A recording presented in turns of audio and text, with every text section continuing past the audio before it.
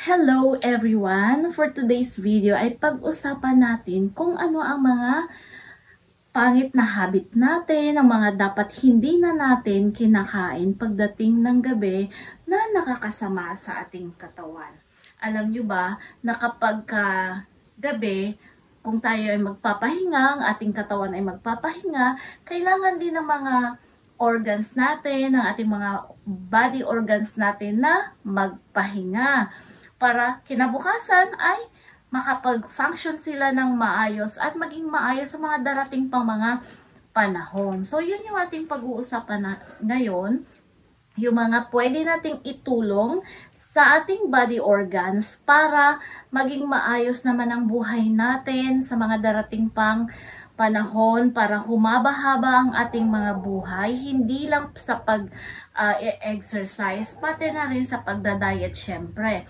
Pero sa pagda-diet natin, ay kailangan alam din natin kung ano yung mga hindi natin dapat kinakain bago tayo matulog. So, tayo, lalo na yung mga Filipino, ay naging ugali natin na matutulog na lang, nag-i-snacks pa.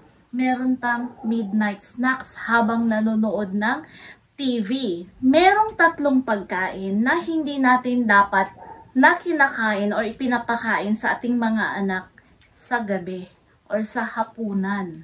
Unang-una ay ang hot sauce. Sa mahilig sausaw sa mga hot sauce, pag dinner ay kailangan natin na iwasan na yon na i-serve sa ating mga kakainin.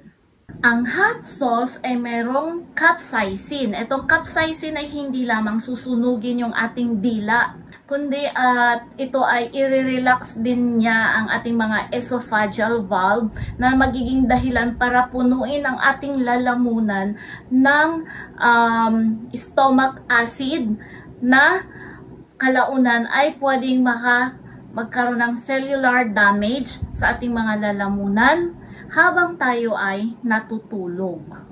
Pangalawa ay ang ating chocolate brownies. Ang asukal ng chocolate brownies ay nagpapataas ng ating insulin. So dahilan doon, ang ating utak ay nagiging nasa state of panic mode na dahilan na rin ulit na sa kalagitnaan ng gabi or sa hating gabi ay nagkakaroon tayo ng adrenaline, pagtaas ng ating adrenaline, yung tinatawag na adrenaline rush din.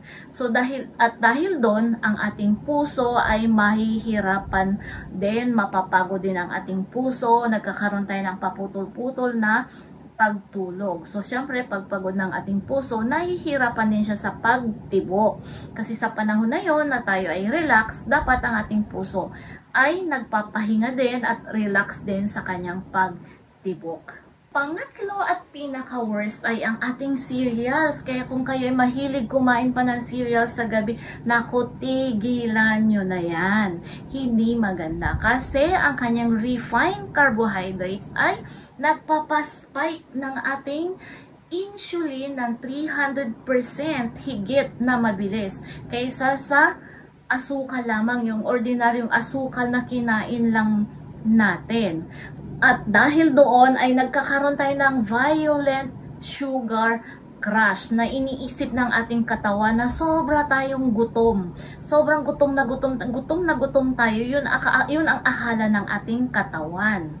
At dahil doon, ang ating katawan ay maaaring mag-turn into survival mode na pwedeng siyang mag-imbak ng fat-releasing cortisol at ang ating utak ay maaaring makalimot ng huminga. At pagka nagkataon yun ay yun ang mangyayari sa atin. Kaya ayan yung mga pagkain, tatlo lang yan sa mga pagkain na hindi na natin dapat kinakain bago tayo matulog. So, for a healthy habit, a healthy lifestyle, kahit yan lang sa gabi, lalo tayong mga thunders na para maiwasan natin na bigla tayong nai-stroke, bigla na lang sa hating gabi ay hindi ka na nagising at hindi na nalaman kung anong dahilan kasi nagkaroon ka na pala ng diabetic coma o nakalimutan na ng utak mo na siya pala ay buhay pa at nakalimutan niya na ring huminga.